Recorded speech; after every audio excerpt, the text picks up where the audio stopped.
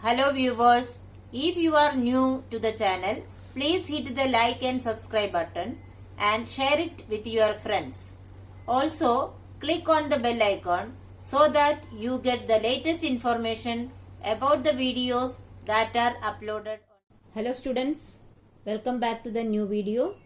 In this video, we are going to continue the ongoing chapter number 17, Forest Our Lifeline. In today's session, we will discuss interdependence of plants and animals in forest. Interdependence of plants and animals in forest. Animals and plants are interdependent on each other in different ways. Forests are home to a great variety of plants, animals, and microorganisms. All organisms found in a forest are interlinked. Together, all living things make up the biotic components of forest habitat. So, in a forest, there are animals, plants and microorganisms. All these organisms found in the forest are interconnected or interlinked. So, all these living things that make up the biotic components of forest habitat. Based on how an organism obtains its food, they can be divided into three groups: autotrophs, heterotrophs and saprotrophs. As we have already discussed, autotrophs such as green plants can make their own food and thus are also called producers. So, depending upon the type of nutrition, all living organisms are divided into three groups. Which are they? Autotrophs, heterotrophs and saprotrophs. Green plants are called autotrophs and also they are called as producers because green plants are the only living organisms who can make their own food. So, they are called as producers.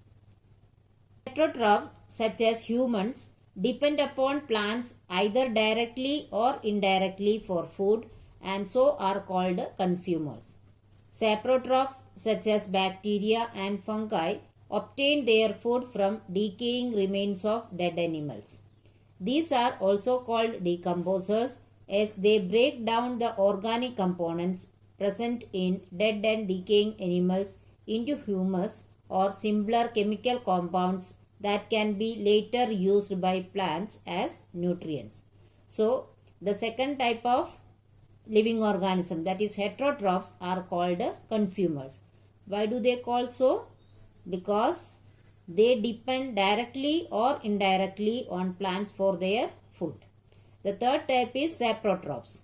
They include the bacteria and fungi which obtain food from decaying remains of dead animals.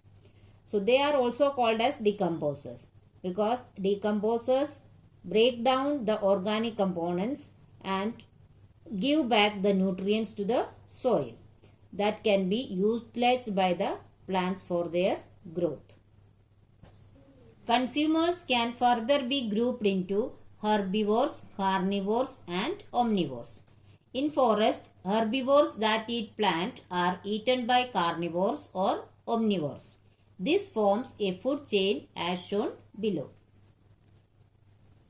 In the given food chain, the plant is the producer, which is eaten by deer, which is the herbivore, and deer is eaten by lion, that is the carnivore.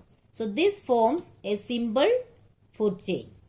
A food chain is a linear sequence of organisms that are related to each other by means of food. It shows how living organisms depend on each other for food. Herbivores that depend directly on plants for their food are called the primary consumers. The carnivores or omnivores that depend on primary consumers for food are called secondary consumers. So, in a food chain, which starts with green plants are called producers and producers are eaten by the herbivores. So, they form the primary consumers. Now, herbivores are eaten by carnivores or omnivores. Therefore, they form the secondary consumers. Animals those eat secondary consumers are called tertiary consumers and so on. Thus, in the simplest food, plants are the producers, herbivores are the primary consumers, and carnivores or omnivores are the secondary consumers.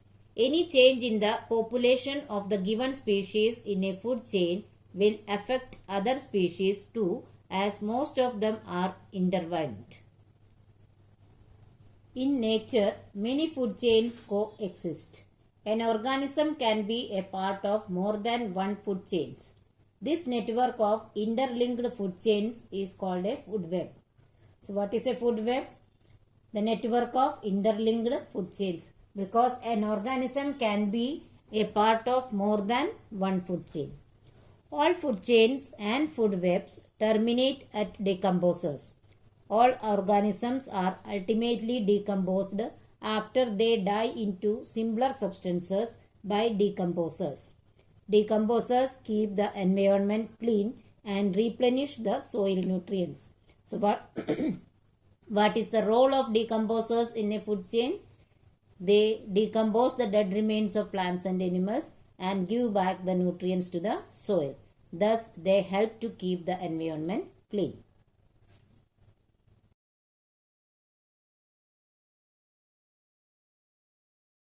Thus, the soil nutrients consumed by plants travel through the food chain and finally return back to the soil.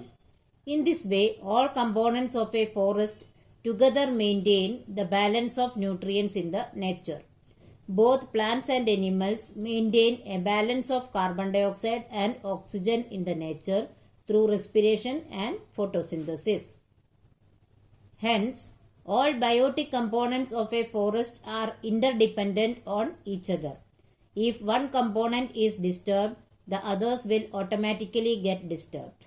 Therefore, a forest is a dynamic living entity in which all organisms help in nourishing and regenerating each other.